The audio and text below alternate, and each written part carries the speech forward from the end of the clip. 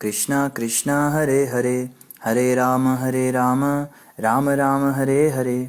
हरे कृष्णा। आप सभी भक्तों का हार्दिक स्वागत है आज की श्रीमद् भागवतम की इस कक्षा में। स्वागतम सुस्वागतम। और हम चर्चा कर रहे हैं श्रीमद् भागवतम चतुर्थ स्कंद अध्याय 18 के ऊपर, जिसका नाम है पृथु महाराज द्वारा पृथ्वी का दोहन। तो जल्दी से हम रिकैप करते। कल हमने क्या पढ़ा था? कल हम पढ़ रहे थे कि पृथु महाराज ने पृथ्वी को, जो गाय के रूप में थी, उनको बहुत ज़्यादा डरा दिया और अपने धनुष के और बाण के प्रहार से उनको डराया कि बस मैं तुम्हें प्रहार कर दूंगा। तो गौ रूप में जो पृथ्वी थी वो घबरा गई और उन्होंने प्रार्थनाएं करी, स्तुति करी कि हे प्रभु, आप कृपा कीजिए, आप ही तो मेरी रक्षा करेंगे और कौन है। लेकिन सारी स्तुति करने के बावजूद भी भगवान या महाराज पृथु का क्रोध शांत नहीं हो रहा था। तब वो गौ रूप में पृथ्वी कहती है, प्रभु मेरी बात सुनिए, मैं आपसे कुछ निवेदन करना चाहती हूँ, आप एक बार मेरी बात सुन लीजिए, मैं कुछ तत्व की बात आपको कहना चाहती हूँ।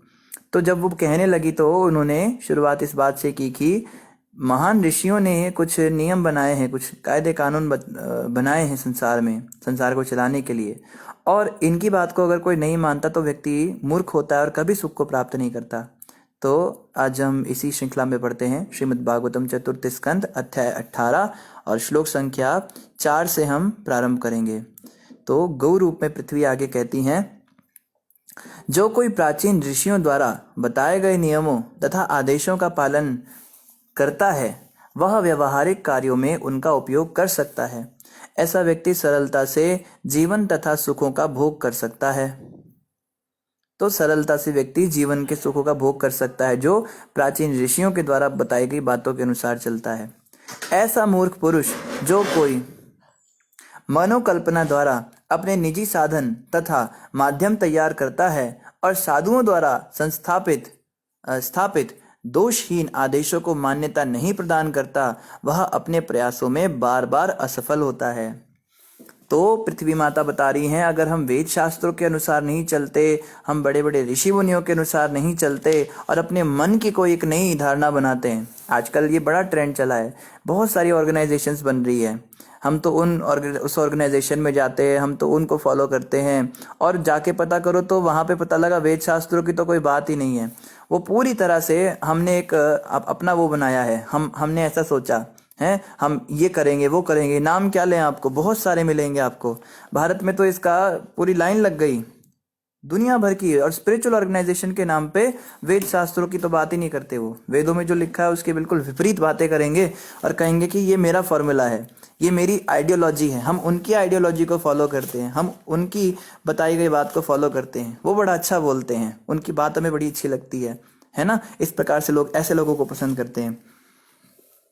लेकिन पृथ्वी माता कह रही है, ये लोग अपने प्रयासों में विफल रहेंगे, ये कभी सफल नहीं हो पाएंगे। हे राजन, प्राचीन काल में ब्रह्मा ने जिन बीजों, मूलों, जड़ बूटियों तथा अन्नों की सृष्टि की थी, वे अब उन भक्तों द्वारा उपभोग किए जा रहे हैं जो समस्त आत्मज्ञान से शून्य हैं। आप कह रहे हो पृथु महाराज कि मैंने सारे बीज छुपा दिए अपने अंदर। अरे वो सारे बीज जो ब्रह्मा जी ने मुझे दिए थे, जो जड़ी बूटियां दी थी, वो सब तो असुर लोगों के पास चले गए, अभक्तों के पास चले गए, वो लोग उसका उपभोग कर रहे हैं। हे राजन, अभक्तों द्वारा अन्न तथा जड़ी बूटियों का उपयोग तो किया ही जा रहा है, मेरी भी ठीक से देखभाल नहीं की जा रही।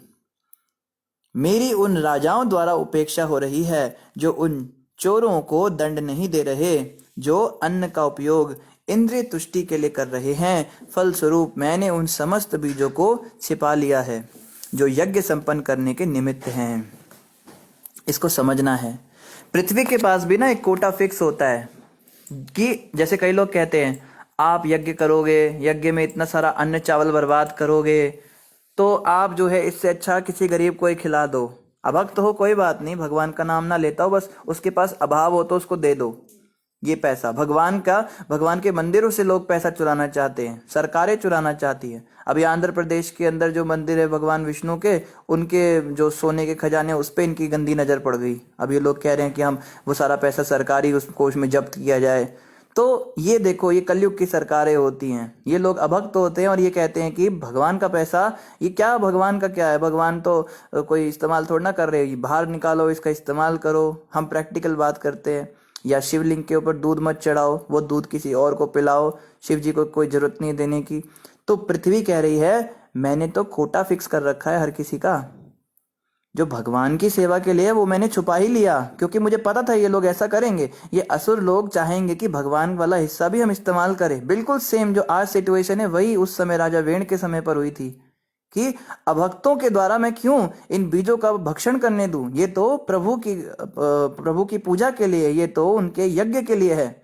जो दूध का कोटा शिवलिंग पर चढ़ाने के लिए होता है, अगर उस दूध पे भी हम नजर मारने लगे कि हमें पिलाओ ये भी उनको मत दो, तो वो दूध देना ही बंद कर देंगी गौ माता, वो दूध पृथ्वी देने ही नहीं देगी उनको। इस बात को समझिए। तो भगवान का अलग कोटा है और हमारा अलग कोटा है। हमारा जितना लिखा है उतना हमको मिलता है, बाकी दूसरे पे भी हमें हमारी नजर होती है। और इसमें तो हमने भगवान को भी नहीं छोड़ा, ईर्ष्या करने में तो भगवान को भी नहीं हमने छोड़ा, उनका भी हमें चाहिए, सब हमें खिला दो।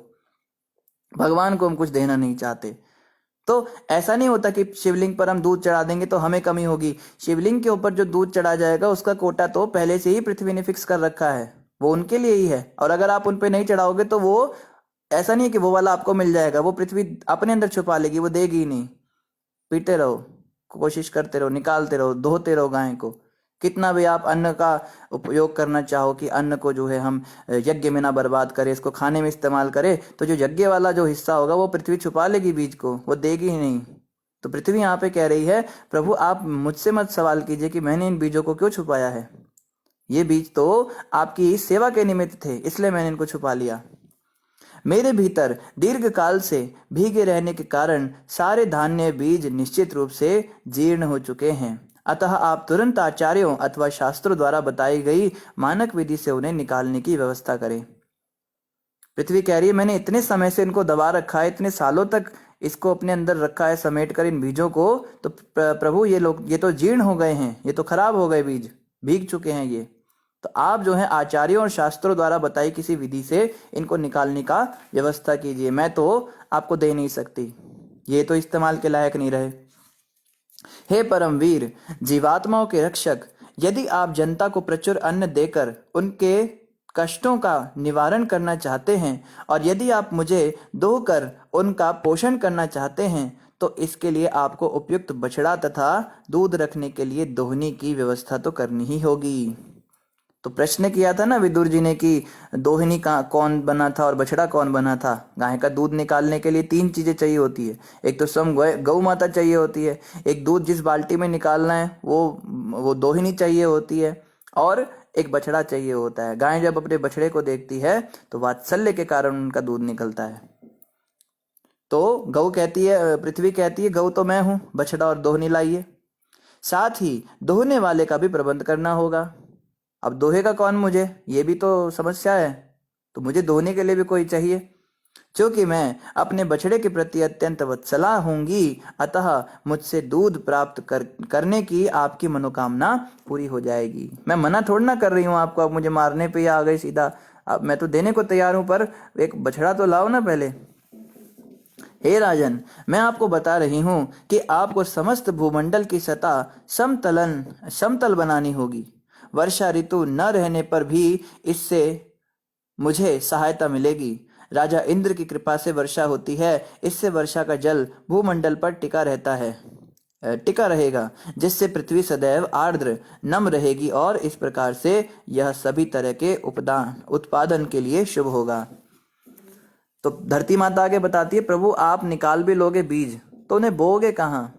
पृथ्वी इस समय पूरी तरह से उबड़ खाबड़ हो चुकी है, पूरा मेरा विकृत स्वरूप ही मेरा विकृत हो चुका है। तो इतने पहाड़ हैं, कहीं पे खाई है, आपको इसे समतल करना पड़ेगा। आप सोच रहे क्या कह रही है पृथ्वी, किसी छोटे से भूमि खंड को अगर समतल करना हो तो चलो बैल लगाओ, कोई ट्रैक्टर लगाओ, ट्रॉली लगाओ, कुछ लगा दो तो वो तो हल से हो जाता है। लेकिन पृथ्वी कह रही है समस्त भूमंडल ही, इतना बड़े बड़े पहाड़ है, इनको कैसे समतल करोगे आप, इसकी आप व्यवस्था कीजिए। फिर वर्षा इंद्र देगा तो फिर पानी रुकेगा उस पे। अभी पहाड़ों पे पानी बरसेगा तो सारा नीचे गिर जाएगा, तो कैसे बिना नम पृथ्वी पे आप कैसे इनको उगाएंगे। पृथ्वी के कल्याणकारी तथा प्रिय वचनों को राजा ने अंगीकार कर लिया। तब उन्होंने स्वयंभू मनु को बछड़ा बनाया और गोरू पृथ्वी से समस्त औषधियों और अन्न को अन्न का दोहन करके उन्हें अपनी अंजलि में भर लिया। तो बछड़ा किसको बनाया गया? स्वयंभू मनु को। स्वयंभू मनु जो कि ब्रह्मा जी के पुत्र थे, प्रथम जीवात्मा थे। और उसके बाद में गोरूप पृथ्वी से समस्त औषधियों और अन्न का दोहन करने के लिए उन्हें ही अपनी अंजलि में भर लिया। आगे कह रहे हैं, अन्य लोगों ने जो महाराज पृथु के ही समान बुद्धिमान थे, पृथ्वी में सार निकाल लिया। उन्होंने पृथ्वी से सार निकाल लिया। तो पहले तो स्वयंभू मनु को बुलाया गया, वो बछड़ा बन गए। फिर अपनी अंजलि से ही उन्होंने उसको दोहनी बना लिया, जो भी निकला उसको अपनी अंजलि में भर लिया। फिर जो अन्य लोग थे उन्होंने क्या किया? जो महाराज पृथु के ही समान बुद्धिमान लोग थे, उन्होंने पृथ्वी में से सार निकाल लिया। निसंदेह प्रत्येक व्यक्ति ने राजा पृथु के पद चिन्हों का अनुसरण करते हुए इस अवसर का लाभ उठाया और पृथ्वी से अपनी मनोवांछित वस्तुएं प्राप्त की। तो ऐसा नहीं कि खाली दूध ही निकला उनके अंदर से। पृथु महाराज ने पहले उनको दूहा, तो उसमें से जो चाहिए था वो निकाल लिया। फिर दूसरा व्यक्ति आया बुद्धिमान, उसको जो चाहिए था पृथ्वी ने वो दे दिया। ऐसे करते करते जिसकी जो मनोवांछा थी सब कुछ पृथ्वी माता ने पूरी करी। समस्त ऋषियों ने बृहस्पति को बछड़ा बनाया और इंद्रियों को दोहनी बनाया। उन्होंने शब्द, मन तथा श्रवण को पवित्र करने वाले समस्त प्रकार के वैदिक ज्ञान को दोह लिया। तो पृथ्वी के लिए जो ऋषि आए थे, सारे सप्त ऋषि आए थे, उन्होंने बृहस्पति को बछड़ा बनाया और इंद्रियों को दोहनी बनाया। अपनी इंद्रियों के अंदर उन्होंने लिया। उन्होंने क्या लिया? उन्होंने समस्त प्रकार का वैदिक ज्ञान दोहा। पृथ्वी से वैदिक ज्ञान उनको मिला उनके इंद्रियों के द्वारा। समस्त देवताओं ने स्वर्ग के राजा इंद्र को बछड़ा बनाया और उन्होंने पृथ्वी में से सोमरस अर्थात अमृत दोह लिया। इस प्रकार वे मानसिक, शारीरिक व इंद्रिय शक्ति में अत्यंत बलशाली हो गए। राजा वेण के समय पे तो सारे देवताओं का भी बहुत बुरा हाल हो गया था। तो पृथ्वी के सामने जब राजा इंद्र को बछड़ा बनाया गया तो उन्होंने सोमरस निकाला उनसे, और सोमरस से क्या हुआ? उनकी इंद्रियां और बलवती हो गई, मानसिक और शारीरिक उनको शक्ति प्राप्त हुई उस सोमरस को पीने से। आगे और यहाँ पे ये भी बताया गया है कि ये कोई शराब नहीं होती। यहाँ पे हिरण्मयन शब्द आया है। हिरण्मयन पात्रेण जो है वो सूचित करता है कि सोमरस कोई सामान्य मादक शराब नहीं होती। देवता किसी प्रकार का मादक पेय नहीं छूते, वो लोग कभी शराब को छू भी नहीं सकते। और ना सोम कोई दवा है, ये भिन्न प्रकार का पेय होता है जो स्वर्गलोक में उपलब्ध है। असुरों द्वारा जो तैयार की जाने वाली शराब है उससे जो सोम रस है वो सर्वथा भिन्न होता है। कई लोग कहते हैं ना कि देवता भी तो सोम रस पीते हैं, हम भी शराब पिएंगे। एक जगह भगवत गीता से किसी ने श्लोक निकाल दिया। देखो, पीने वालों को पीने का बहाना चाहिए, तो वहां पे श्लोक निकाला कि जो पुण्य करता है वो व्यक्ति स्वर्ग में जाता है और वहां जाके सोम रस का पान करता है। तो उस व्यक्ति ने कहा देखो यहाँ वहां जाके भी यही करना है तो यहीं पे कर लेते हैं। लेकिन सोमरस जो है वो एक रिफ्रेशिंग ड्रिंक होती है। जैसे हम रिफ्रेशिंग ड्रिंक पीते हैं ना, बच्चे को दूध में बूस्ट डाल के, हॉर्लिक्स डाल के माँ पिलाती है, सब जो यहाँ पे भी चलता है, ऐसा कुछ होता है। उससे शारीरिक, मानसिक और इंद्रिय शक्ति उनको प्राप्त होती है, इससे कोई नशा नहीं होता। दीति के पुत्रों तथा असुरों ने असुर कुल में उत्पन्न प्रहलाद महाराज को बछड़ा बनाया। तो असुर लोग आए तो उन्होंने प्रहलाद को बछड़ा बनाया और उन्होंने अनेक प्रकार की सुरा तथा आसव निकालकर उसे लोहे के पात्र में रख दिया। इन्होंने सुरा निकाला। सुरा जो है ये शराब होती है, और सुरा जो है वो इसको यव सुरा भी कहते हैं। ये बड़ी निकृष्ट वस्तु थी, इसलिए इसको लोहे के पात्र में रखा गया। जहां पे अमृत में सोमरस को तो सोने के पात्र में रखा गया था, लेकिन जो सुरा है इसको लोहे के पात्र में रखा गया। गंधर्व लोक तथा अप्सरा लोक के निवासियों ने विश्वावसु को बछड़ा बनाया और कमल पुष्प के पात्र में दूध दूहा। इस दूध ने मधुर संगीत, कला तथा सुंदरता का रूप धारण किया। तो ये जो दूध था जो इन्होंने निकाला, इसने मधुर संगीत, कला और सुंदरता के रूप धारण कर लिया। क्योंकि जो गंधर्व और अप्सराएं होती है, इनको संगीत, कला और सुंदरता की आवश्यकता होती है। श्राद्ध कर्म के मुख्य देवता एवं पितृलोक के भाग्यशाली निवासियों ने अर्यमा को बछड़ा बनाया। उन्होंने अत्यंत श्रद्धा सहित मिट्टी के कच्चे पात्र में कव्य पितरों को दी जाने वाली बलि दूह लिया। तो ये जो पितृलोक के निवासी आए थे, इन्होंने कच्ची मिट्टी का एक पात्र रखा और उसमें जो पितरों को बलि दी जाती है वो सब उन्होंने निकाल ली। तत्पश्चात सिद्ध लोक तथा विद्याधर लोक के वासियों ने कपिल मुनि को बछड़ा बनाया और संपूर्ण आकाश को पात्र बनाकर अणिमादि सारी योग शक्तियां धो ली। निसंदेह विद्याधर लोक के वासियों ने आकाश में उड़ने की कला प्राप्त की। तो अणिमा, लगिमा, इशिता, वशिता, प्राप्ति, ये सारी की सारी जो सिद्धियां हैं ये इन्होंने पृथ्वी से ले ली और पूरे आकाश के अंदर इन्होंने उसको ही पात्र बना दिया। तो इनके पास जो है उड़ने की और छोटे से छोटा, बड़े से बड़ा, पानी पे चलना, आग में ना जलना, ये सारी की सारी सिद्धियां पृथ्वी माता से ले ली। किम पुरुष लोक के वासियों ने भी मय दानव को बछड़ा बनाया और उन्होंने योग शक्तियां धो ली, जिनसे मनुष्य किसी दूसरे की दृष्टि से तुरंत ओझल हो सकता है और अन्य किसी रूप में पुनः प्रकट हो सकता है। तो इन्होंने भी कुछ शक्तियां ली किम पुरुषों ने, कि जैसे टेलीपोर्ट होता है ना, साइंटिस्ट टेलीपोर्ट करना चाहते हैं एक जगह से गायब होके दूसरी जगह, या रूपांतरण करना चाहते हैं, ये सब सिद्धियां इन्होंने ले ली। कुछ और शरीर प्रकट करना, गायब हो जाना। तब मांसाहार के आदि यक्षों, राक्षसों, भूतों तथा पिशाचों ने श्री शिव जी के अवतार रुद्र भूतनाथ को बछड़ा बनाया। तो अब जो यक्ष राक्षसी तो मांसाहार करते थे, तो इन्होंने जो रुद्र थे भूतनाथ, उनको बछड़ा बनाया और रक्त से निर्मित पेय पदार्थों को धोकर उन्हें कपालों से बने पात्रों में रखा। इनके तो खोपड़ियां लेकर आए थे अपने साथ, तो खोपड़ियों में जो है रक्त से बने पदार्थ लिए इन्होंने, खून से जो चीजें बनती हैं वो सब निकाला पृथ्वी से। तत्पश्चात फन वाले तथा बिना फन वाले सांपों, नागों, बिच्छुओं तथा अन्य विषैले पशुओं ने पृथ्वी के दूध के रूप में अपना अपना विष दूह लिया। तो नागलोक और सर्पलोक और बिच्छू के लोक होते हैं, ये लोग आए और इन्होंने जहर निकाला पृथ्वी से और इस विष को सांप के बिलों में रख दिया। उन्होंने तक्षक को बछड़ा बनाया था। तक्षक नाग जो है ये सबसे प्रोमिनेंट नाग होता है, सबसे जहरीला, इसको इन्होंने बछड़ा बनाया। गायों जैसे चौपाए पशुओं ने शिव के वाहन बैल को बछड़ा बनाया और जंगल को दुहने का पात्र बनाया। इन्होंने जंगल को पात्र बनाया और नंदी जी को बना दिया बछड़ा। इस प्रकार उन्हें खाने के लिए ताजी हरी घास मिल गई। बाघों जैसे हिंस्र पशुओं ने सिंह को बछड़ा बनाया और इस प्रकार वे दूध के रूप में मांस प्राप्त कर सके, उनको अपना आहार मिल गया। पक्षियों ने गरुड़ को वत्स बनाया और पृथ्वी से चर कीटों तथा अचर घासों तथा पौधों के रूप में दूध प्राप्त किया। तो इन्होंने गरुड़ जी को बछड़ा बनाया पक्षियों ने और उनको अपना आहार मिल गया। कीड़े मकोड़े, पेड़ पौधे, ये सब चीजें उनको मिल गई।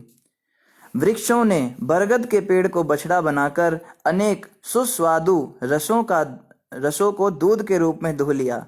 पर्वतों ने हिमालय को बछड़ा बनाया तथा पर्वत श्रृंगों को पात्र बनाकर नाना प्रकार की धातुएं दूही। तो पहाड़ों के पास धातुएं होती है बहुत सारी, और यहाँ बताया जा रहा है जो पेड़ होते हैं उसमें रस होता है, उन्होंने रसों को दूहा। पेड़ का जो रस होता है वो सार रूप में उसके फल में या फूलों में चला जाता है, इसलिए फलों में स्वाद आता है। वो स्वाद जो है वो पेड़ों का रस ही होता है।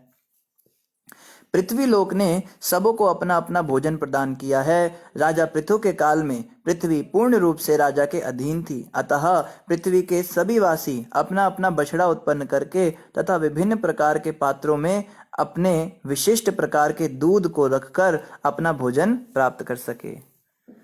तो देखो कितनी ऊपर की बातें हैं ये, मतलब हम लोग सोच भी नहीं सकते इन बातों के विषय में जो शास्त्रों में बातें कही गई हैं। जैसे अन्य जो दूसरे धर्म मजहब होते हैं उसमें कहा जाता है एक शैतान है और एक भगवान है। अगर भगवान की शरण में जाओगे तो बहुत तुम्हारा को वो मिलेगा, स्वर्ग में हूरें मिलेंगी, ये सब मिलेगा। शैतान के हिसाब से चलोगे तो तुम नरक में जाओगे। बस इतना इनको पता है, इससे आगे तो बात ही नहीं।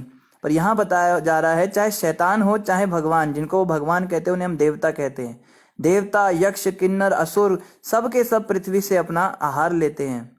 और यहाँ ये नहीं कहा गया कि ये बड़े बुरे होते हैं, यक्ष बड़े बुरे होते हैं, असुर बड़े बुरे होते हैं, पृथ्वी इनको नहीं पालती है क्योंकि ये बड़े गंदे लोग हैं। पृथ्वी सबका पालन करती है क्योंकि ये भी योनियां हैं, विभिन्न योनियां हैं। असुर की भी अपनी योनि है, तो माँ ही होती है, पृथ्वी सबकी माँ है, तो वो सबको भोजन दे रही है। जो हिंस्र पशु हैं उनको मांस भी दे रही है, और जो गऊ जैसे पशु हैं उनको घास भी दे रही है। तो पृथ्वी सबका पालन करती है। तो ये कॉन्सेप्ट हमारे यहाँ नहीं है कि भगवान में और शैतान में झगड़ा होता है। देवताओं में और दानवों में बेशक झगड़ा होता है, ये बात सही है उनकी भी, लेकिन जो परम भगवान है वो देवता और दानव दोनों से ही ऊपर की बात है। ये बात वो लोग समझ नहीं पाते। वो सोचते हैं बस एक भगवान और एक शैतान, इनके आपस में झगड़े होते हैं, लेकिन इन दोनों के ऊपर भी एक अथॉरिटी बैठी है जो कि इन दोनों से ही ऊपर है। जैसे कई प्रश्नों का उत्तर उनके पास नहीं है। एक नास्तिक ने उनसे प्रश्न किया कि आप कहते हो शैतान को भगवान ने बनाया, फिर शैतान भगवान पे कैसे हावी हो गया? ये तो वही बात हो गई ना कि कलयुग को भगवान ने बनाया और कलयुग उन्हीं पे हावी हो गया और वो वही गलत काम करने लग जाए, ऐसा कैसे हो गया? तो देवताओं ने असुरों को नहीं बनाया है, ये बात यहाँ पे हमें क्लियर पता लगी। देखो श्रीमद् भागवत अगर हम ना पढ़ते तो पता नहीं हमारा क्या होता। जब हम अपने स्कूल में पढ़ते थे तो क्रिश्चियन मिशनरी स्कूल था वो, तो वहाँ पे बस यही कॉन्सेप्ट था कि एक हेवन होता है, एक हेल होता है और एक ये संसार होता है। तो हमको इतना पता था बचपन से, अगर हम अच्छे अच्छे काम करेंगे, भगवान की पूजा करेंगे तो हम स्वर्ग में जाएंगे, बुरे बुरे काम करेंगे तो नरक में जाएंगे, बस इतना पता था।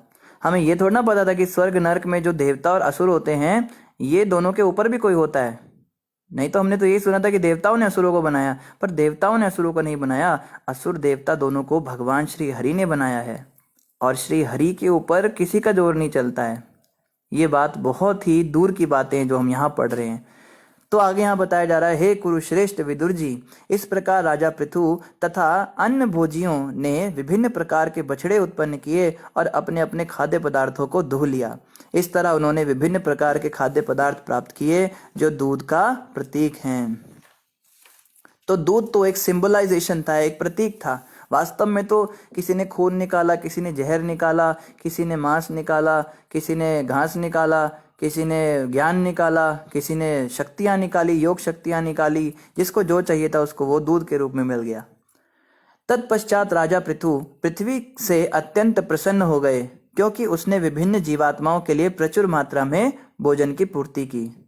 तो अभी बहुत खुश हो गए पृथ्वी से, थैंक यू वेरी मच। हैं? इस प्रकार पृथ्वी के प्रति राजा स्नेहिल हो उठा मानो वह उसकी पुत्री हो। तो पृथु महाराज उस पृथ्वी से इतना प्रसन्न थे जैसे कोई बाप अपनी बेटी से प्रसन्न हो जाता है ना, इस प्रकार से उसको देखने लगे कि मेरी बेटी है ये। फिर राजा धीराज महाराज पृथु ने अपने बाण की शक्ति से पर्वतों को तोड़कर भूमंडल के समस्त उबड़ खाबड़ स्थानों को समतल कर लिया। तो जेसीबी नहीं बुलाई उन्होंने, बहुत बड़ी बड़ी क्रेन मशीन नहीं बुलाई। अब कितनी भी बड़ी क्रेन बना लो, कितने भी बड़े एटम बम बना लो, पहाड़ों को नहीं तोड़ सकते हो। पृथु महाराज के बाण ही काफी थे। ऐसे बाण छोड़े कि जितने भी भूखंड थे, बड़े बड़े पर्वत थे, ये सब टूटकर और समतल हो गए। सारी उबड़ खाबड़ जो जमीन थी वो सब समतल हो गई, प्लेन लैंड हो गया। उनकी कृपा से भूमंडल की पूरी सतह प्रायः सपाट हो गई। राजा पृथु अपनी सारी प्रजा के लिए पिता तुल्य था। वह उन्हें उचित जीविका देने में प्रत्यक्ष रूप से व्यस्त था। उसने भूमंडल की सतह को समतल करके जितने भी निवास स्थानों की आवश्यकता थी उनके लिए विभिन्न स्थल नियत कर दिए। तो उन्होंने पूरा तो पहले समतल किया, फिर जो उनकी प्रजाति सबको जीविका दी, सबको सैलरी देना शुरू किया जिसकी जो जरूरत है, और उनकी निवास स्थानों को भी उन्होंने चुना कि यहाँ पे आप रहिए, वहां पे आप रहिए। इस प्रकार राजा ने अनेक प्रकार के गांवों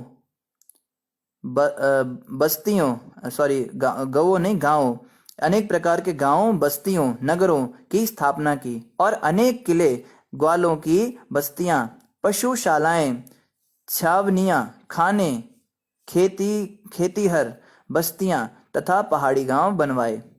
तो ये शहर और गांव जो है उसके बाद बनने शुरू हुए। इससे पहले सब जंगल में जंगली होकर रह रहे थे। राजा वेण के राज में सब जंगल में मंगल कर रहे थे। अब इन्होंने सुव्यवस्थित गांव और ये सब बनाए।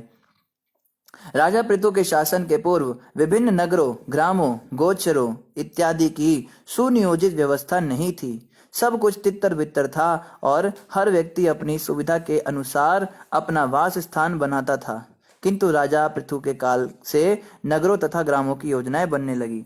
तो पृथु महाराज से पहले क्या होता था, जिसको जहां जगह मिल गई वहीं पे कब्जा सिस्टम चलता था। जैसे भारत के अंदर कब्जा चलता है ना, कहीं भी डेरा डाल लो और अपना कब्जा बना लो। तो जिसको जो जगह मिलती थी, जो ज्यादा शक्तिशाली होता था वो अपनी जगह बना लेता था। और पृथु महाराज ने सुव्यवस्थित तरीके से सबको जगह दी, सबको अपना अपना निवास स्थान दिया। इसी के साथ हमारा 18वां अध्याय समाप्त हुआ। अभी हम 19वां अध्याय पढ़ेंगे, जिसका नाम है राजा पृथु के 100 अश्वमेध यज्ञ। मैत्री उवाच, मैत्री ऋषि ने आगे कहा, हे विदुर, राजा पृथु ने उस स्थान पर जहाँ सरस्वती नदी पूर्वमुखी होकर बहती है 100 अश्वमेध यज्ञ आरंभ किए।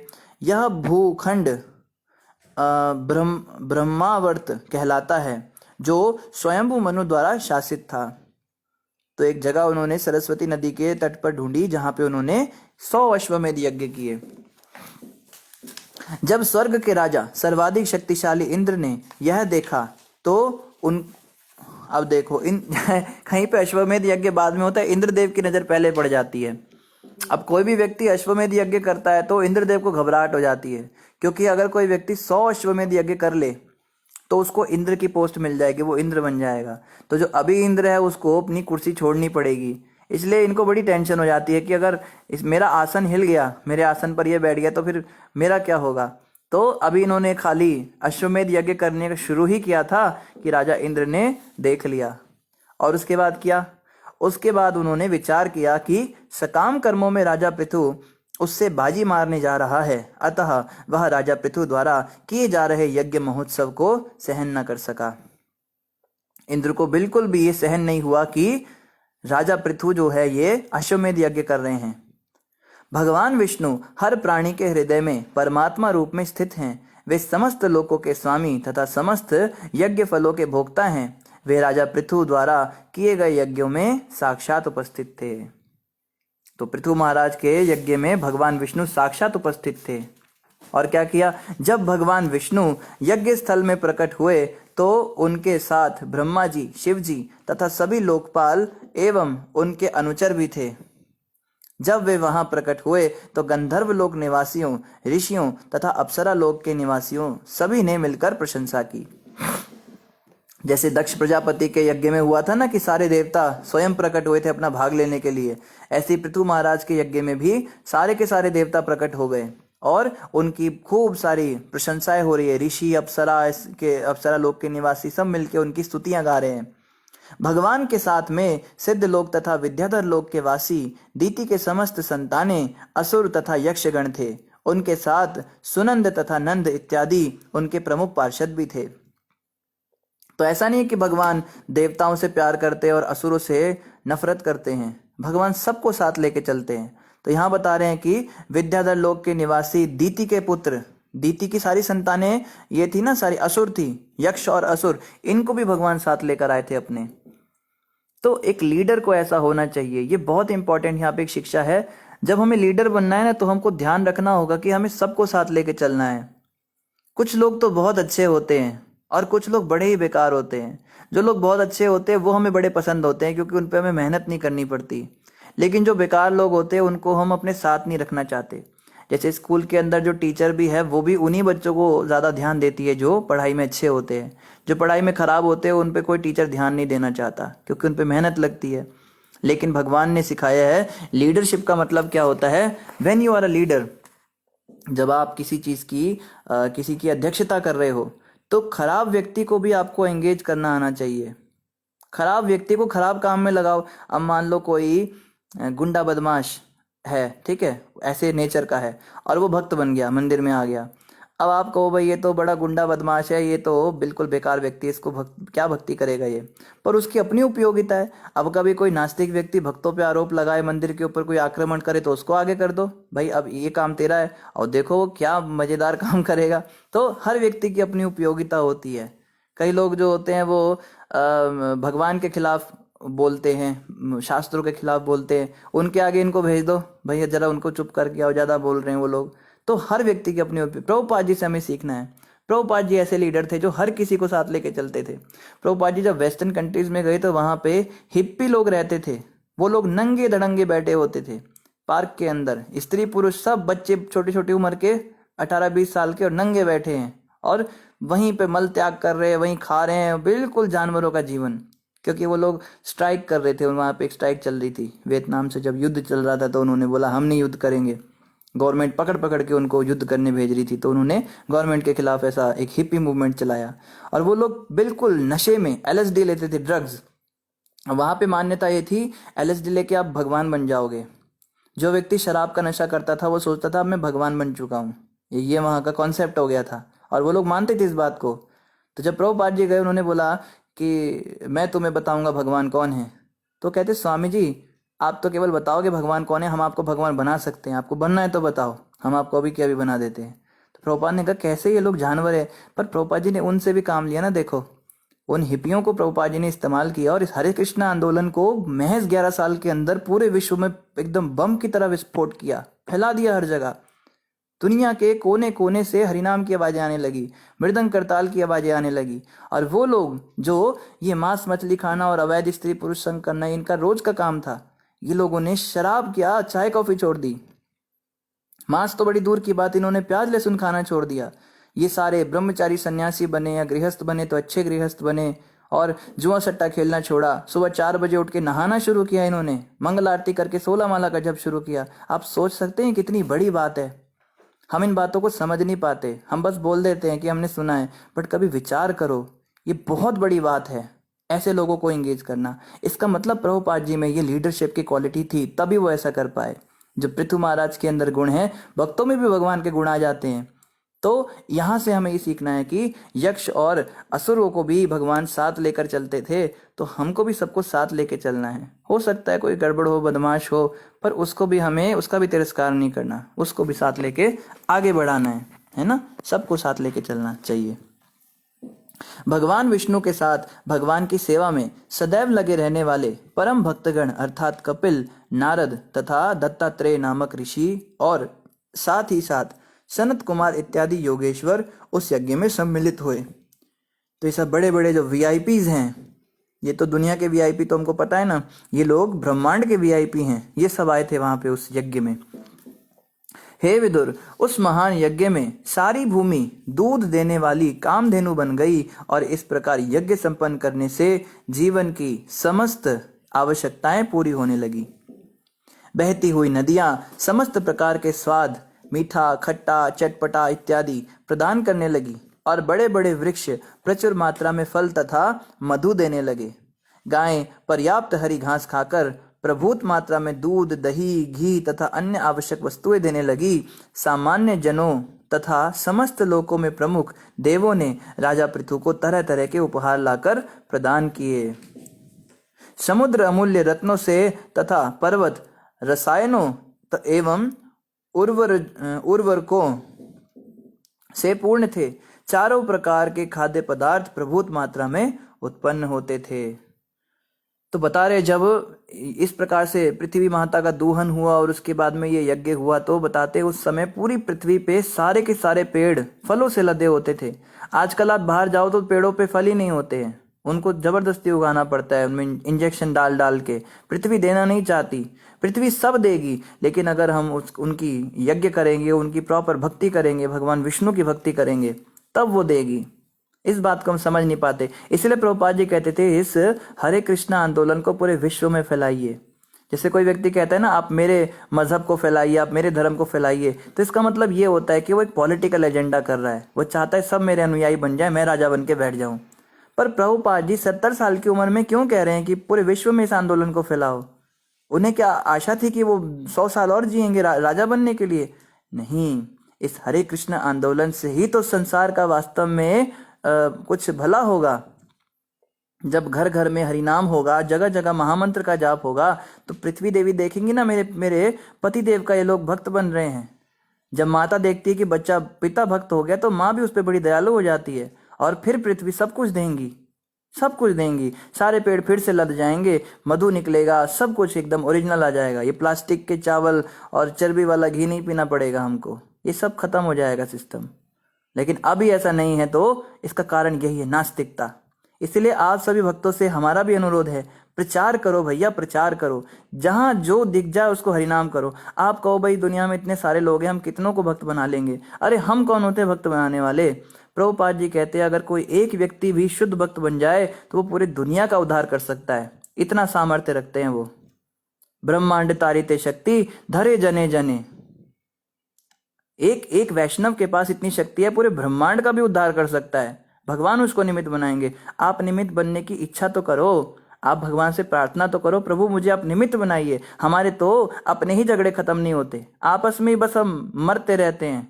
कपड़े नहीं मिले, खाना नहीं मिला, पैसे ना मिला, दवाई नहीं मिली, पत्नी, बच्चे, कुत्ते, बिल्ली, बस इसके तो ऊपर दिमाग जाता ही नहीं है। अरे पूरे ब्रह्मांड का यहाँ पे पोषण करना है, उनके ऊपर उद्धार करना है, उनका उपकार करना है। पहले तो अपना उद्धार करना है, उसके बाद दूसरों का उद्धार करना है। महाप्रभु ने कहा, भारत भूमि ते हैलो जन्म जार, जन्म सार्थक करी करो परोपकार। जिन लोगों का भी भारत भूमि पे जन्म हुआ है, उनका ये परम कर्तव्य है, पहले तो तुम भाई अपना जन्म सार्थक करो, फिर परोपकार भी करो, प्रचार करो। और हम लोग घरों के अंदर बैठे हुए हैं और कंबल और रजाई तान के सोए हुए हैं, और हम कहते हैं ब्रह्मांड का उद्धार तो भगवान करेंगे, हमारा काम थोड़ा ना है। अरे भगवान तो करेंगे ही, लेकिन माध्यम बना देंगे ना अगर हमें, तो फिर हमारे जीवन की सफलता हो जाएगी। बहती नदी में हाथ धोने वाला काम है, नदी तो बहेगी, पर अगर आप चाहो तो उसमें हाथ डालो तो हाथ साफ हो जाएंगे। क्या क्या जाता है बताओ। तो महाप्रभु के इस आंदोलन का प्रचार तो होगा। महाप्रभु ने कहा है पूरे विश्व के अंदर जितने भी नगर नगर ग्राम ग्राम हैं, सब जगह पे मेरे नाम का प्रचार होगा। पृथ्वी ते आछे यत्र नगर आदि ग्राम, सर्वत्र प्रचार होई बो मोर नाम। हर जगह होगा प्रचार तो होगा। अभी तो हम देख रहे हैं ना कि पूरे विश्व में फैल रहा है, ये इतना फैलेगा, इतना फैलेगा, हर गली में हरे कृष्ण मंत्र का जप होगा। तो कोई ये ना सोचे कि हम प्रचार नहीं करेंगे तो कैसे हो। आप करो ना करो ये तो होगा, कोई और कर देगा, लेकिन अगर आपने कर दिया ना तो भगवान आपको क्रेडिट दे देंगे। ये बात है। महाभारत का युद्ध तो करना था, अर्जुन तैयार नहीं होता तो भगवान युधिष्ठिर को देखते, युधिष्ठिर से करवाते, पर अर्जुन ने कर दिया तो उनका क्रेडिट हो गया, आज तक उनका नाम इतिहास के पन्नों में है। तो ये हमारे ऊपर है कि हम इस आंदोलन में, इस मिशन में पार्ट लें, छोड़ें अपने कंफर्ट जोन को। हम अपने कंफर्ट जोन को पकड़े रहते हैं। हमारा घर, हमारी प्रभु जी हमारी जॉब अलाउ नहीं करती, हम जप नहीं कर सकते। प्रभु जी हमारे घर में ना फैमिली में ऐसा वातावरण है, हम चाह के भी प्रचार नहीं कर सकते। अरे छोड़ो इन सब चीज़ों को। यहाँ पे पूरे ब्रह्मांड का विनाश हो रहा है, सब तरफ त्राही त्राही मची हुई है, भाई भाई से लड़ रहा है, बाप बेटे से झगड़ा कर रहा है, और पत्नी जो है पति की चाय में जहर पिलाकर उसको मार रही है प्रॉपर्टी के लिए, बच्चे जो हैं आपस में झगड़ रहे हैं। कितनी बुरी हालत है, कलयुग तांडव कर रहा है। और ऐसे में वैष्णव जब आराम से सो रहे हैं। वैष्णवों को तो नींद तब आएगी जब पूरे विश्व में शांति होगी, उस दिन वैष्णवों को नींद आएगी। पर हम वैष्णव बने नहीं ना, समस्या ये है, और बनना भी नहीं चाहते। हम बस खाना पीना गाड़ी बंगला इसी से बाहर नहीं निकलते। हमारे टीम टाम, हमारे मेकअप, हमारा ये शॉपिंग और ये सब खत्म नहीं होता। अभी बहन की शादी है, उसकी शॉपिंग करने जाना है, फिर मेरे भाई की सगाई है, उसके यहाँ पे जाना है, बस ये सब। छोड़िए इन सब चीज़ों को, प्रचार करिए, जुड़िए इस मिशन से, इस आंदोलन से, घर घर तक प्रचार कीजिए। आपको भाई हम कैसे प्रचार करें, हमें तो कुछ पता ही नहीं, तो उसका भी उत्तर देते हैं। महाप्रभु कहते हैं, जारे देखो तारे कहो कृष्ण उपदेश, बस कृष्ण के उपदेश दो, जो तुम सुनते हो वही आगे बोलो। डोंट गिव योर उपदेश, प्रभुपाद कहते थे, अपने उपदेश नहीं झाड़ना है। हमको ये भी बड़ी बीमारी है, भागवत की बात बोलते बोलते अपने दिमाग की सनक भी निकालने लगते हैं। मैंने देखा है ग्रुप में एक दो भक्त है, बड़ा अच्छा प्रचार करते हैं, पर कभी कभी वो आगे पीछे भी बोलने लग जाते हैं जो उन्होंने आगे पीछे सुना हुआ है। ध्यान रखना है इस बात को। प्रचार करना है, कृष्ण उपदेश देने हैं, जो भागवत में लिखा है, जो प्रामाणिक परंपरा से हमने सुना है। इधर उधर की भी बातें मिक्स कर देते, ये बड़ी बीमारी हमको लगी हुई है। मायावाद भी घुसेड़ देंगे उसमें एकांतवाद भी घुसेड़ देंगे उसमें, वॉइडिज्म भी घुसेड़ देंगे। तो पहले हमें अपना जीवन सार्थक करना है। जो भागवत में हम सुन रहे हैं, इन बातों को आगे जन जन तक भी पहुंचाना है, इसका हमें ध्यान रखना है। तो दोबारा से वैसा समय आ जाएगा जैसे यहाँ बता रहे हैं कि बड़े बड़े वृक्ष प्रचुर मात्रा में फल देने लगे, गायें खूब सारा दूध दही घी देने लगी, और सामान्य जनों तथा समस्त लोगों के प्रमुख देवों ने फिर आगे राजा पृथु को उपहार दिए, समुद्र ने अमूल्य रत्न दिए, और चारों ओर खाद्य पदार्थ प्रभूत मात्रा में उत्पन्न होते हैं। खूब सारा खाद्य पदार्थ उत्पन्न हुआ। विश्वास कीजिए, पूरे विश्व के अंदर बहुत संपन्नता आ जाएगी। पृथ्वी के पास बहुत कुछ है, पर वो दे नहीं रही है। पृथ्वी इतना देगी, जैसे कई लोग कहते हैं ना कि आप कहते हो मांस मछली छोड़ दो, अगर हमने मांस खाना छोड़ दिया ना तो सारी दुनिया के अंदर अन्न खत्म हो जाएगा। सब लोग अगर अन्न खाने लगे, वेजिटेरियन हो गए, तो खाने की कमी हो जाएगी, भूखमरी हो जाएगी। पर ऐसा नहीं है। जो इकोनॉमी पढ़ने वाले लोग हैं उनको जाके बताओ कि पृथ्वी देगी। अगर आप वेजिटेरियनिज्म में आओगे, वैष्णविज्म में आओगे, तो पृथ्वी ज़्यादा प्रोडक्टिविटी देगी। आपके पास सप्लाई ही ज़्यादा हो जाएगी, तो फिर डिमांड और कंजप्शन तो उस हिसाब से बढ़ भी जाए तो सप्लाई भी तो बढ़ेगी ना। आपके तो सप्लाई ज़्यादा बढ़ेगी, डिमांड बढ़ेगी, माफ़ कीजिए, आप कहोगे कि डिमांड बढ़ेगी पर सप्लाई कम होगी, तो कैसे काम चलेगा। पर भागवत कहता है नहीं, सप्लाई भी बढ़ेगी, पृथ्वी देगी, आप भक्त बनो तो सही। आगे कह रहे हैं, राजा पृथु पुरुषोत्तम भगवान पर आश्रित थे, जिन्हें अधोक्षज कहा जाता है। राजा पृथु ने इतने यज्ञ संपन्न किए थे कि ईश्वर की कृपा से उनका अत्यधिक उत्कर्ष हुआ था, किंतु उनका यह ऐश्वर्य स्वर्ग के राजा इंद्र से ना सहा गया और उसने इसमें विघ्न डालने की चेष्टा की। अब राजा पृथु तो स्वयं भगवान विष्णु के अवतार हैं, उन्हें क्या पड़ी है इंद्र बनने की। इंद्र बनना तो उनके लिए ऐसा है जैसे कोई जेल हो, ये तो संसार जेल ही है ना। तो वो तो मुक्त पुरुष है, वो तो मुक्त आत्मा है, भगवान के धाम से आए हैं। पर इंद्र जैसे, इंद्र देव तो चलो बड़े महान हैं, देवता हैं, पर यहाँ पे वो लीला करके हमें समझाने के लिए कह रहे हैं, जैसे इंद्र ने ईर्ष्या रखी, भक्तों से भी लोग ईर्ष्या रखते हैं। अगर कोई अच्छा ही काम करने लगे ना तो उनके भी पीछे पड़ जाते हैं कई लोग। और उनकी दुश्मनी का कारण क्या है, इनका तो कुछ बिगाड़ा नहीं, उन्हें बस इस बात की जो है दुश्मनी है, ये आगे क्यों बढ़ रहा है, ये अच्छे काम क्यों कर रहा है।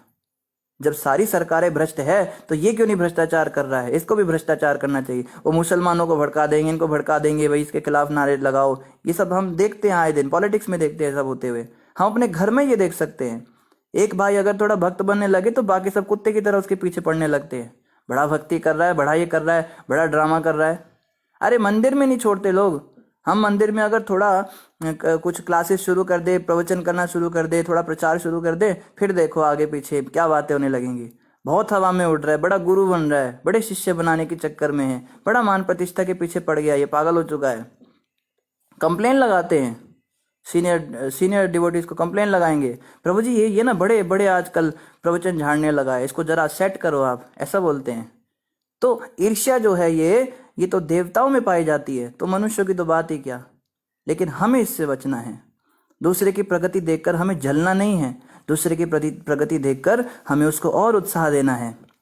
इसको वैष्णव कल्चर कहते हैं। तो हम में और वैष्णवों में और फिर सामान्य व्यक्तियों में अंतर ही क्या रह गया। अगर भक्ति के अंदर भी हम कह रहे हैं भाई इनका आंदोलन बड़ा फैल रहा है, उन महाराज का प्रचार बहुत फैल रहा है, उनको जरा नीचे गिराओ, इनके संप्रदाय का बड़ा फैल रहा है, इनको नीचे गिराओ, इनकी बेइज्जती करो, अगर वो प्रामाणिक है तो ये गलत बात है, ऐसा नहीं होना चाहिए। लेकिन इंद्र जो है, इंद्र के तो फूटी आंख में ये भा नहीं रहा है कि पूरे पृथ्वी पे संपन्नता और ये हर जगह इनकी जय जयकार लग रही है। और देखो ये बहुत जल्दी 100 अश्वमेध यज्ञ करके और ये इंद्र बन जाएंगे, इनकी क्यों तारीफ हो रही है। एक बार तुकाराम जी थे, तो तुकाराम जी कीर्तन किया करते थे, उनके कीर्तन में लोग आया करते थे। और तुकाराम जी तो भगवत प्राप्त संत थे, वो तो भगवान से बातें करने वाले थे। तो उनके कीर्तन इतने प्रभावशाली होते थे, जो भी उनके कीर्तन में आके बैठता था वो तो बस आत्मा के स्तर पे पहुंच जाता था, परमानंद की अनुभूति होती थी लोगों को। तो उनके घर के पास एक ब्राह्मण का घर था, उस ब्राह्मण के पास भी कुछ लोग आया करते थे पहले, उनका भी कथा कीर्तन होता था। तो धीरे धीरे जो है उनकी संख्या कम होने लगी और लोग तुकाराम जी के पास जाने लगे। तो जब उस ब्राह्मण को पता लगा कि ये लोग तुकाराम के पास जा रहे हैं मुझे छोड़ के, और मेरी दुकानदारी बंद हो रही है इनके कारण, तो उसको बहुत बुरा लगा, बहुत गुस्सा आया। उसने अपने 2 चेले थे, उनको बोला ये जो तुकाराम है अब मैं इसका ही नामो निशान खत्म कर दूंगा, बहुत ईर्ष्या कर रहा है। कुछ दिन तक तो कुछ नहीं बोला, सहन करता रहा, अंदर ही अंदर उसका क्रोध बढ़ता रहा, जैसे सांप के अंदर जहर बढ़ता जाता है ना गुस्से में। तो क्रोध के कारण उसने क्या किया, एक रात को अचानक से तुकाराम जी के दरवाजे के आगे दस्तक करी। अंधेरा था, अंधेरे में तुकाराम जी बाहर निकले और बस शुरू हो गया, ये डंडे से पीटने लगा उन्हें। और वो कुछ नहीं कह रहे हैं, वो तो भक्त थे। पीटते पीटते जो है जमीन पर गिरा दिया, लिटा लिटा के मार रहा है, लात मारी, पैर मारा, हाथ मारा और खूब मारा, ईंट पत्थर सब मार दिए, खून लहू लुहान कर दिया तुकाराम जी को। और मार पीट के जो है भाग गया अपने घर में।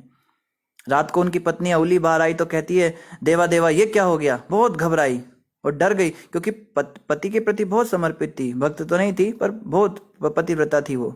देखते ही वो घबरा गई, मेरे पति का ऐसा हाल।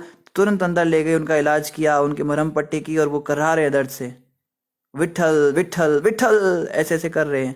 कहती है अभी भी उसका नाम जप रहे हो, अब तो छोड़ दो। तो खैर इस प्रकार से जब सुबह तक उनका मरहम पट्टी इलाज किया तो चलने लायक हालत में हुए वो। और आप विश्वास करेंगे उन्होंने क्या किया? तुकाराम जी उठकर चल रहे हैं घिसट घिसट कर, सबसे पहले उस ब्राह्मण के घर गए और उसके घर जाकर उसके दरवाजे पर दस्तक देकर उसको बाहर बुलाया और कहते हैं हाथ जोड़ के बड़ी विनम्रता से, ब्राह्मण देव आप मेरा अपराध तो बता दीजिए ताकि मैं आगे ये गलती ना करूं। आपने मुझे दंड दिया, पक्का मैंने कुछ गड़बड़ की होगी, कुछ तो मैंने गलती की है। आप जैसे श्रेष्ठ ब्राह्मण कभी किसी को व्यर्थ तो ऐसा नहीं करेंगे। आपने बहुत अच्छा किया। मेरे अंदर अहंकार तो बहुत ज्यादा है, अपने ही 10 अवगुण उन्होंने उनके सामने रख दिए। मेरे अंदर ये बुराई बहुत अच्छा किया आपने, मुझे दंड दिया, पर आप मुझे बताइए तो कि मैंने गलती क्या क्या की ताकि मैं सुधार कर सकूं अपने अंदर। जब ये उस ब्राह्मण ने सुना तो उस पत्थर दिल का भी हृदय पिघल गया, धरती पर गिर गया और माथा फोड़ने लगा, उनके चरणों में गिरकर रोने लगा लपट झपट की, और कहता है आप वास्तव में बहुत महान संत हैं।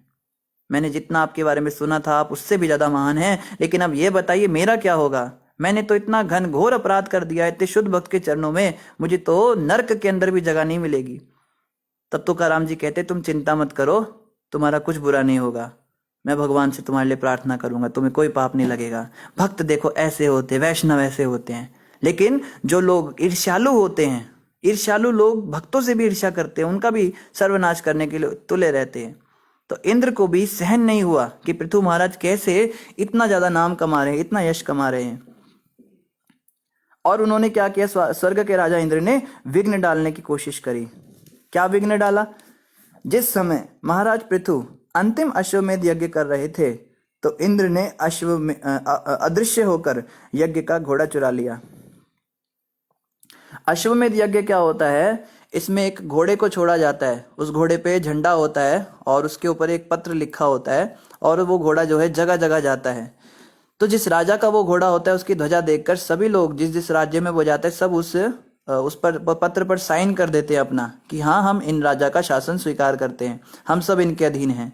लेकिन जो व्यक्ति इसको स्वीकार नहीं करता वो व्यक्ति घोड़े को बंदी बना लेता है, तो यानी कि वो युद्ध के लिए ललकार रहा है। फिर जिस राजा ने घोड़ा छोड़ा है उस राजा को बतौर आक्रमण करना होता है और उसके साथ फाइट करनी है। अगर फाइट में ये राजा जीत गया तो वो घोड़ा आगे जाने लगता है, लेकिन अगर ये राजा हार गया तो जिस व्यक्ति ने उसको हराया वो व्यक्ति का फिर पूरा राज्य हो जाता है। ऐसा अश्वमेध यज्ञ होता था। तो घोड़े से ही सब काम शुरू होना था और घोड़े को ही इंद्रदेव ने चुरा लिया। उसने राजा पृथु के प्रति ईर्ष्या भाव से ही ऐसा किया।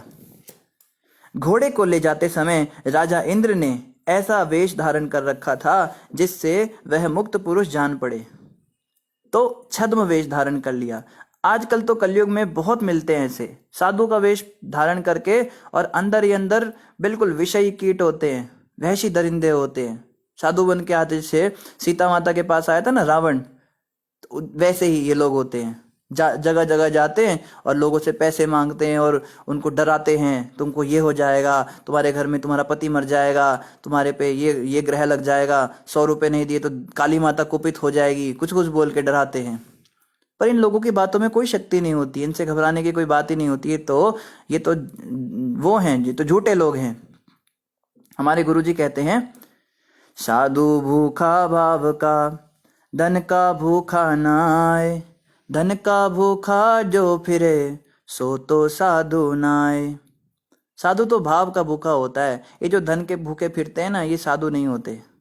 तो इनसे कोई घबराने की जरूरत नहीं, पर छद्म वेश धारण करना ये बड़ी पुरानी रीति है। इंद्र ने भी ऐसा किया था।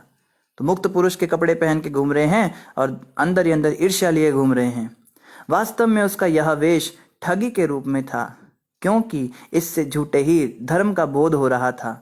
लोग सोच रहे थे बड़ा धार्मिक व्यक्ति है, बड़ा धर्मात्मा है, ये घोड़े को ले भी जाए तो क्या जाता है।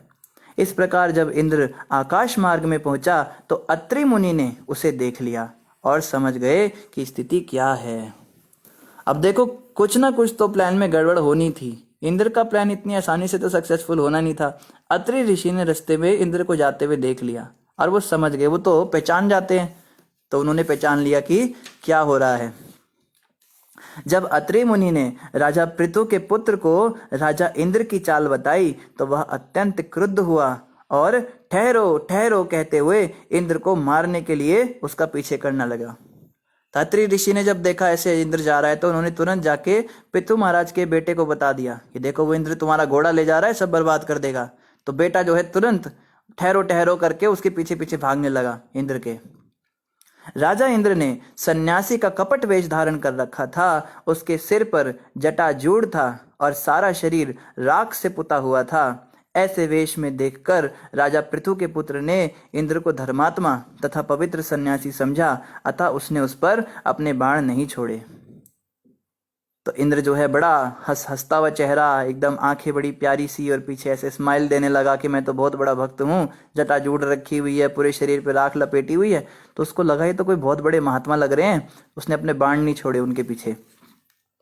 जब अत्रि मुनि ने देखा कि राजा पृथु के पुत्र ने इंद्र को नहीं मारा बल्कि उससे धोखा खाकर वह लौट आया है, तो मुनि ने पुनः उसे स्वर्ग के राजा को मारने का आदेश दिया। अत्रि मुनि कहते भाई तू क्यों नहीं मार रहा है उसको, वो इंद्र था, वो कोई सन्यासी थोड़ा ना था, तू वापस घर में आ गया।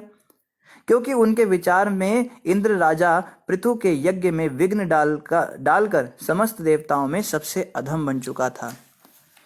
कोई कहे कि भाई इंद्र तो इतने बड़े राजा हैं, देवता हैं, आप उन्हें मारने का आदेश कैसे दे सकते हो? तो अत्रि ऋषि कहते हैं क्योंकि उन्होंने पूरे समस्त ब्रह्मांड के स्वामी, इस समय जो पूरे ब्रह्मांड का राजा है, पृथु महाराज का घोड़ा चुराया यज्ञ का, तो वो पहले ही देवताओं में सबसे अधम बन चुका है। उसने इतना कुकृत्य किया है, तो उसको अगर तुम मृत्यु दंड भी दो तो उसमें कोई दोष नहीं लगेगा। इस प्रकार सूचित किए जाने पर राजा वेण के पौत्र ने तुरंत इंद्र का पीछा करना प्रारंभ किया, जो तेजी से आकाश से होकर भाग रहा था। इंद्र अभी भी रास्ते में था, तो ये जो बेटा था पृथु महाराज का, ये तुरंत उसके पीछे दौड़ने लगा। वह उस पर अत्यंत कुपित हुआ और उसका पीछा करने लगा, मानो गिद्धराज रावण का पीछा कर रहा हो। तो जैसे जटायु जी ने रावण का पीछा किया था, इस प्रकार से ये उनके पीछे भाग रहा है। जब इंद्र ने देखा कि पृथु का पुत्र उसका पीछा कर रहा है, तो उसने तुरंत ही अपना कपट वेश त्याग दिया और घोड़े को घोड़कर वह उस स्थान से अंतर्ध्यान हो गया।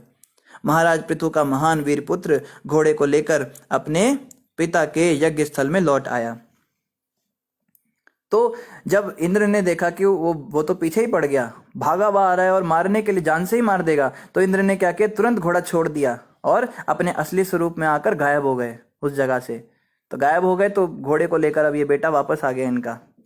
हे विदुर महाशय, जब ऋषियों ने राजा पृथु के पुत्र का आश्चर्यजनक पराक्रम देखा तो सब ने उनका नाम विजिताश्व रखना स्वीकार किया। विजिताश्व नाम रखा गया उनका। विजिताश्व मतलब, विजित मतलब जो जीता है, अश्व मतलब घोड़े को, तो घोड़े को जो जीत के लाया, विजिताश्व नाम रखा। हे विदुर, स्वर्ग का राजा तथा अत्यंत शक्तिशाली होने के कारण इंद्र ने तुरंत यज्ञ स्थल पर घोर अंधकार फैला दिया। तो इंद्र ने देखा मेरा फॉर्मूला ए तो फेल हो गया, घोड़ा तो मिला नहीं पाया, तभी फॉर्मूला बी लगा रहा है। क्या? पूरा अंधेरा कर दिया। वर्षा का देव है वो, तो वर्षा ऋतु का देवता है, तो उसने पूरा अंधकार और अंधड़ कर दिया। इस प्रकार पूरे स्थल को प्रच्छन्न करके उसने पुनः वह घोड़ा हर लिया जो बलि स्थल पर काष्ठ यंत्र के समीप सोने की जंजीर में बंधा था। तो घोड़े की बाद में बलि चढ़ाई जाती है उसी यज्ञ में, और बलि का मतलब ये नहीं होता कि उसको मार के खा जाते हैं। बलि में जब घोड़े का गला कटता है तो देखते ही देखते सबके सामने उसको एक मनुष्य शरीर मिलता था और वो यज्ञ संपन्न हो जाता था। वो जो शरीर था घोड़े वाला, उसको त्याग दिया जाता था। तो बलि स्थान पे जहां वो जंजीर से बंधा हुआ था सोने की, अंधेरा कर दिया पहले इंद्र ने, और चुपके से फिर से उसको चुरा के ले गया। अत्रि मुनि ने राजा पृथु के पुत्र को पुनः दिखलाया कि इंद्र आकाश से होकर भागा जा रहा था। परम वीर पृथु पुत्र ने पुनः उसका पीछा किया, किंतु जब उसने देखा कि उसने हाथ में जो दंड धारण कर रखा है उस पर खोपड़ी लटक रही है और वह पुनः सन्यासी वेश में है, तो उसने उसे मारना उचित नहीं समझा। क्या किया देखो, इंद्र ने कितनी बड़ी फिर से गड़बड़ की। खोपड़ी वाला डंडा ले लिया, जैसे वो लेते हैं ना जो ज्ञान मार्गी सन्यासी होते हैं, जो तांत्रिक फांत्रिक होते हैं, वैसा वेश धारण कर लिया। दोबारा सन्यासी बन के जटाजूड़ रख के और भागने लगा। तो बेटा सोचता है इसका तो कोई मान नहीं, इसकी तो कोई इज्जत नहीं, पर जो इसने वेश धारण कर रखा है इसकी तो मैं इज्जत कर लूं कम से कम, इसलिए उसने उसको मारा नहीं। जब अत्रि मुनि ने पुनः आदेश दिया तो राजा पृथु का पुत्र अत्यंत कुपित हुआ और उसने अपने धनुष पर बाण चढ़ा लिया। तो अत्रि मुनि जो हैं वो कह रहे, भाई तू, तेरा दिमाग ठीक है? अरे पिछली बार भी तूने यही गलती करी थी। वो सन्यासी नहीं, वो इंद्र है, मारो उसको। तो उसने फिर वो उसको भी एकदम पंप आ गया, बेटे को कहता, अच्छा आपने कह दिया ना, अभी देखो अभी मारता हूँ। फिर से उसने बाण चढ़ा लिया। यह देखकर राजा इंद्र ने तुरंत सन्यासी का वह कपट वेश त्याग दिया और घोड़े को छोड़कर स्वयं अदृश्य हो गया। फिर से उसने वही काम किया, दोबारा से घोड़ा छोड़ के और गायब हो गया। तब परम वीर पृथुपुत्र विजिताश्व पुनः वह घोड़ा लेकर अपने पिता के यज्ञ स्थल पर लौट आया। उसी काल से कुछ अल्पज्ञानी पुरुष छद्म सन्यासी का वेश धारण करने लगे हैं। राजा इंद्र ने ही इसका सूत्रपात किया था। इंद्र वो पहला व्यक्ति था जो झूठा सन्यासी बना था, और उनके बाद तो लाइन लग गई, लोगों ने इनका अनुसरण करना शुरू किया। आज तो कलयुग में भरमार हो गई ऐसे लोगों की। सन्यासी का वेश धारण करके तो पूरी दुनिया को लूटने का काम चल रहा है। लुटेरे, धन के लुटेरे और स्त्री के लुटेरे और पता नहीं क्या क्या काम करते हैं, सन्यासी का कपड़ा पहनते हैं। इनके कारण तो सच्चे सन्यासियों को भी कष्ट होता है, उनको भी सुनना पड़ता है, उनको भी बहुत ज़्यादा समस्या होती है। उनको क्या क्या बातें सुनने को मिलती है कि तुम सन्यासी का कपड़ा पहने हो, ऐसा होता है वैसा होता है।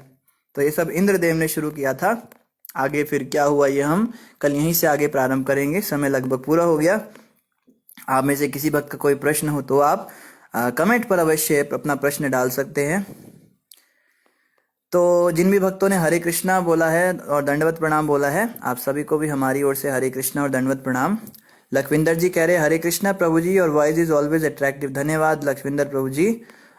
यही आगे कह रहे हम लोगों को भाग्य है कि आपकी आवाज़ ही सुन लेते हैं। अरे प्रभु जी, आप ऐसे क्यों बोलते हैं? ये सब गुरुदेव की, प्रभुपाद जी की कृपा है, आप जैसे भक्तों का आशीर्वाद है, जिसके कारण थोड़ी बहुत भागवत चर्चा हम कर लेते हैं। और भी भक्तों ने हरे कृष्णा बोला है। और इसके अलावा विकास कावड़े जी कह रहे हैं एकादशी के दिन भोग में डाला हुआ तुलसी पत्र खा सकते हैं क्या?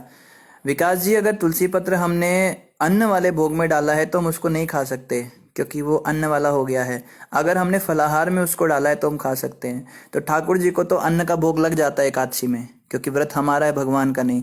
लेकिन ना हमें वो प्रसाद ग्रहण करना चाहिए, ना वो तुलसी पत्र। अगले दिन द्वादशी को हम कर सकते हैं, उसको स्टोर कर लें, फ्रिज में रख लें उस प्रसाद को, और अगले दिन द्वादशी के समय उसको हम ले सकते हैं। दिशी माता कहती है प्रभु जी, जो हमेशा पाप करे और आफ्टर कृष्ण भक्त बन जाए तो उसे पाप का फल मिलेगा या फ्री होगा फॉर कृष्णा धाम? ऋषि माता, भगवान कृष्ण ने गीता में कहा है, जो व्यक्ति सारे धर्मों का परित्याग कर एकमात्र मेरी शरण ले लेता है, उसके सारे पापों को मैं समाप्त कर देता हूँ, नष्ट कर देता हूँ, और उसको मुक्ति भी प्रदान करता हूँ। इसमें डरने की कोई बात नहीं। तो भगवान कृष्ण तो तैयार हैं सारे के सारे पापों को तुरंत समाप्त करने के लिए, तुरंत नष्ट करने के लिए। लेकिन सारी जो देर हो रही है वो हमारी ओर से हो रही है। हम भगवान को समर्पण ही नहीं करना चाहते। हमने आज समर्पण इंद्रियों के तर्पण को कर रखा है, हमने समर्पण विषयों के सेवन को कर रखा है, हमने समर्पण संसार के जो नाना प्रकार के ये भोग ऐश्वर्य हैं इनको कर रखा है। तो जब तक हमारा समर्पण नहीं पक्का होता तब तक तो पापों का फल भोगना पड़ेगा। हम ये ना सोचे कि हम मंत्र का जाप करते हैं तो हमारे सारे पाप जो हैं, कष्ट जो हैं सब कट जाएंगे, कटेंगे। लेकिन जितना हमारा समर्पण होगा उसके अनुपात में कटेंगे, और जिस दिन समर्पण 100% हो जाएगा उस दिन 100% पाप कट जाएंगे।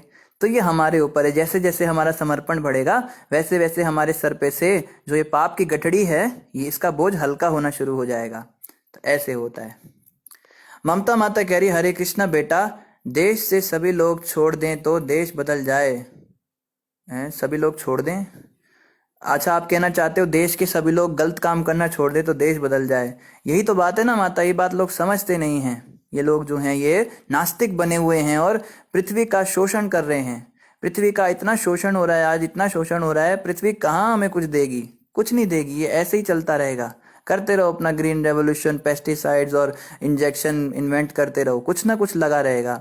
जब तक हम यज्ञ नहीं प्रारंभ करेंगे, विष्णु भक्ति प्रारंभ नहीं करेंगे, हरिनाम संकीर्तन नहीं करेंगे, हरे कृष्ण कृष्ण कृष्ण हरे हरे, हरे राम राम राम हरे हरे, जब तक हम इसका जाप नहीं करेंगे तब तक तो पृथ्वी के अंदर से ये सब जो समस्याएं हैं ये समाप्त होने ही नहीं वाली। कुछ ना कुछ लगा रहेगा। मोनिका माता कहती है जय हो प्रभु जी। धन्यवाद मोनिका माता।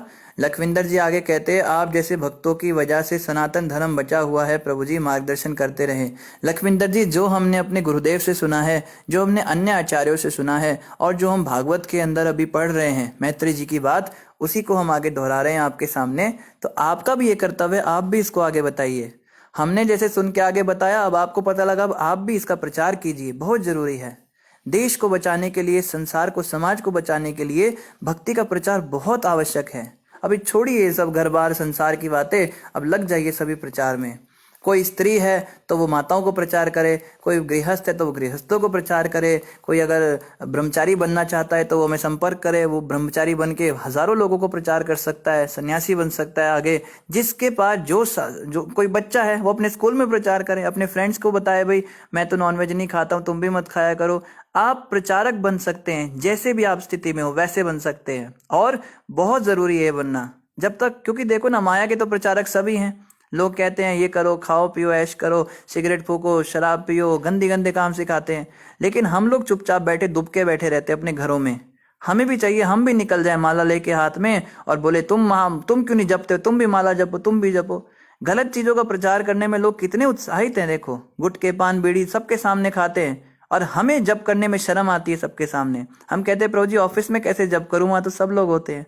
क्यों भाई, तेरे ऑफिस में क्या लोग गुटखा बीड़ी नहीं लेते हैं क्या? उनको जब गलत काम करने में उनको शर्म नहीं आ रही और तुमको अच्छा काम करने में शर्म आ रही है, क्या अकल पे पत्थर पड़ गए हमारी? हम तिलक लगाने में शर्माते हैं, चोटी रखने में शर्माते हैं।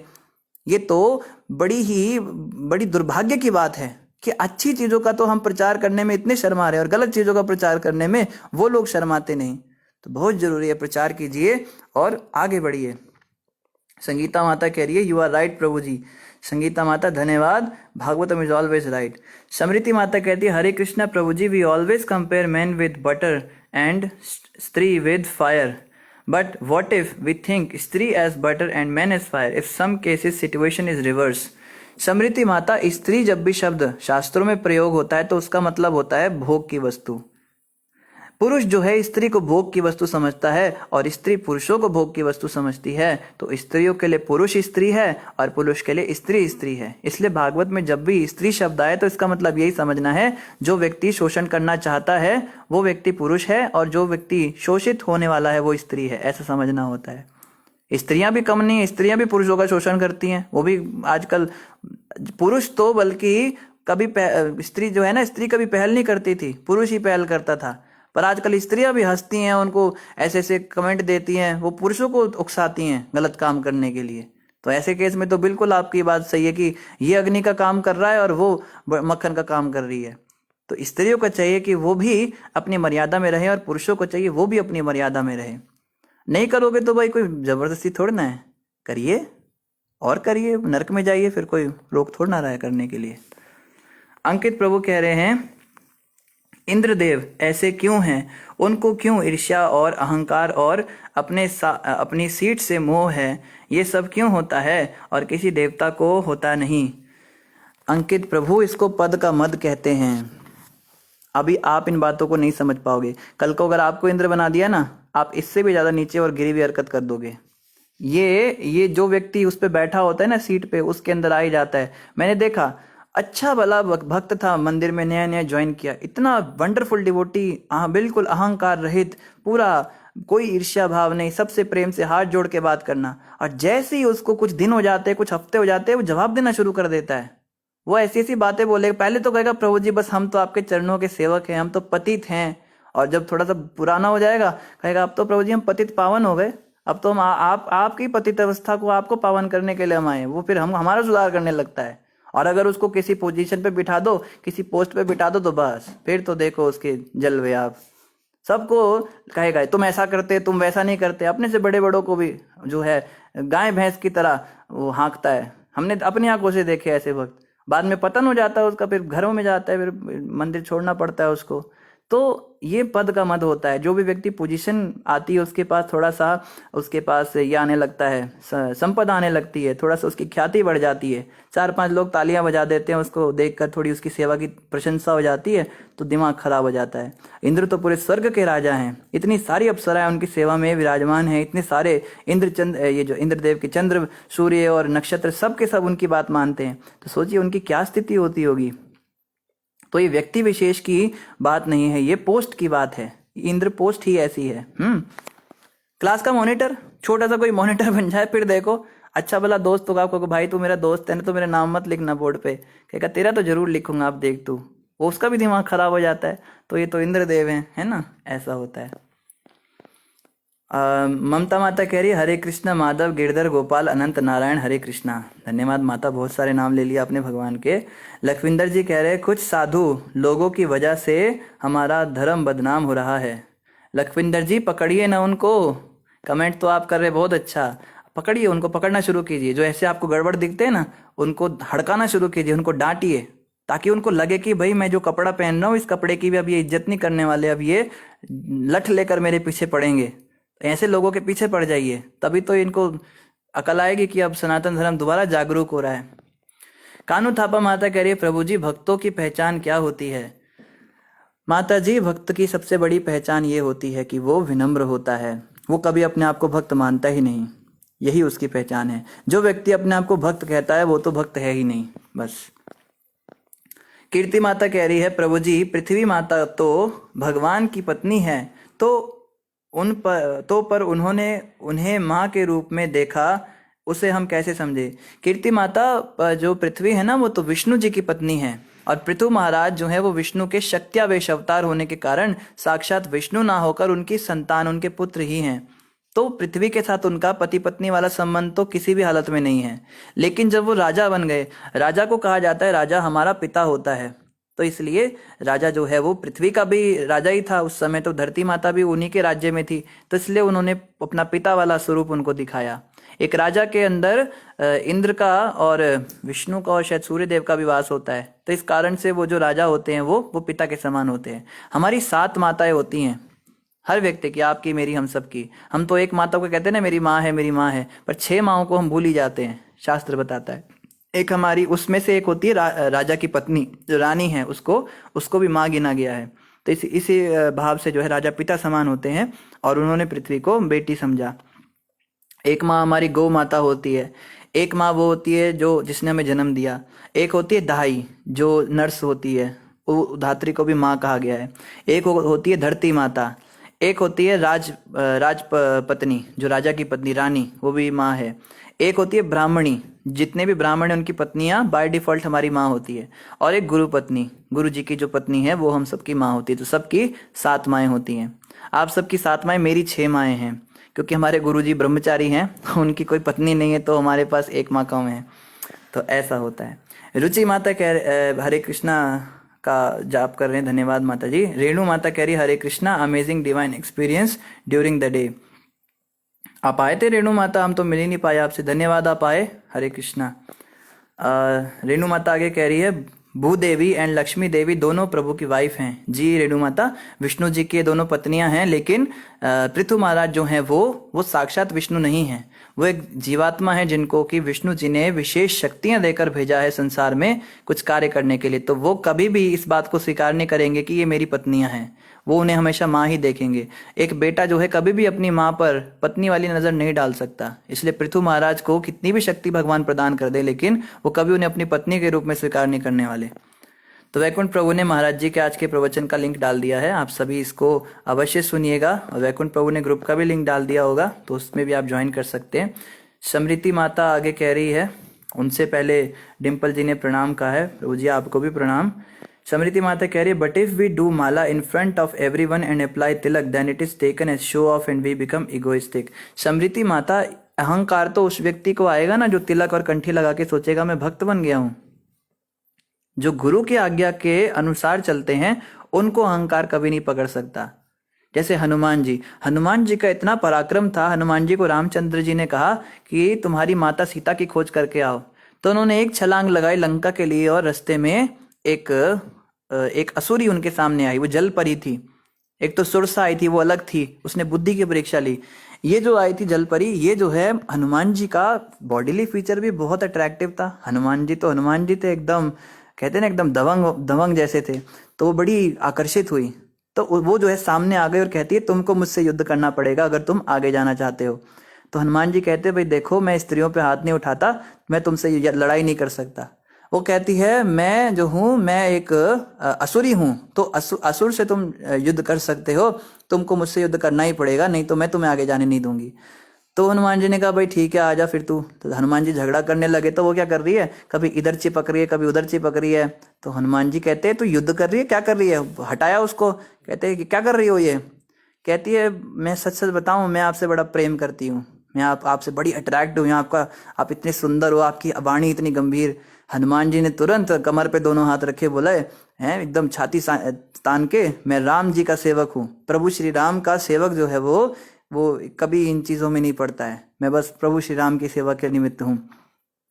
कहती है आपकी पर्सनैलिटी इतनी जबरदस्त है, अब तो मैं और ज्यादा अट्रैक्ट हो गई, आप इतने बड़े ब्रह्मचार्य का आप पालन कर रहे हो, और एक स्त्री सामने से आपको वो दे रही है प्रस्ताव, तो भी आप ऐसे हो। तो हनुमान जी कहते हैं भाई देख, जो तू चाहती है वो तो कभी होने नहीं वाला, तो मुझे जाने दे, मैं जा रहा हूँ भगवान की सेवा में।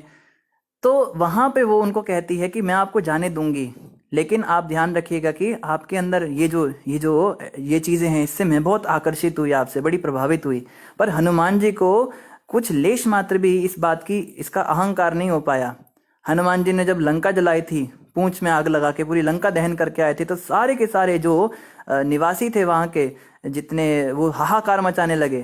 तो ये बात जब इनको पता लगी, किष्किंधा के वानरों को, और सुग्रीव को, वाली तो नहीं था, सुग्रीव को पता लगा, जामवंत जी को पता लगा, और नल नील को पता लगा, तो सब उनको हवा में उछालने लगे हनुमान जी को, कितना बड़ा काम किया, राम जी ने स्वयं उनको गले लगाया।